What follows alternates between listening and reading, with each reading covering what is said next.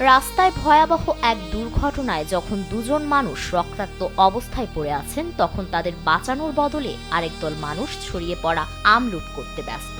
এমনই এক হৃদয় বিদারক ও মানবিকভাবে প্রশ্নবিদ্ধ দৃশ্য দেখা গেছে ভারতের বিহারের মুজাফফরপুরে। ইন্ডিয়া ট্যুরের এক প্রতিবেদন থেকে জানা যায়, পশ্চিমবঙ্গ থেকে মুজাফফরপুরে আম নিয়ে যাচ্ছিল গাড়িটি। হঠাৎ বিহারের জাতীয় মহাসড়ক ২৭ এলে আম বোঝাই পিকআপ ভ্যানটি নিয়ন্ত্রণ হারিয়ে উল্টে গেলে ভ্যানে থাকা স্বামী স্ত্রী গুরুতর আহত হন। দুর্ঘটনার পর রাস্তা জুড়ে ছড়িয়ে পড়ে আম। ঠিক সেই মুহূর্তে আহতদের পাশে না দাঁড়িয়ে উপস্থিত অনেকেই সেই আম লুটে নিতে শুরু করেন। লোডশেডিং কিংবা ঘরের বাইরের তীব্র গরমে ওয়ালটন রিচার্জেবল ফ্যান থাকলে থাকবে শুধু বাতাস আর বাতাস।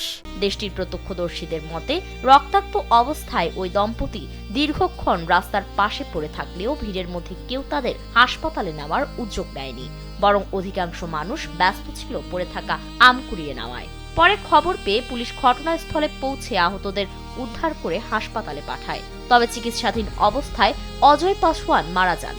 তার স্ত্রী শান্ত্রা দেবী এখনো আশঙ্কাজনক অবস্থায় চিকিৎসাধীন রয়েছেন। দুর্ঘটনার ভিডিওটি সামাজিক যোগাযোগ মাধ্যমে ছড়িয়ে পড়ার পর ব্যাপক সমালোচনা শুরু হয়েছে। অনেকেই বলছেন, সামান্য কিছু আমের লোভ কিভাবে মানুষের মানবিকতা ও দায়িত্ববোধকে এতটা আড়াল করে দিতে পারে। এই ঘটনা তারই এক নির্মম ও বেদনাদায়ক উদাহরণ।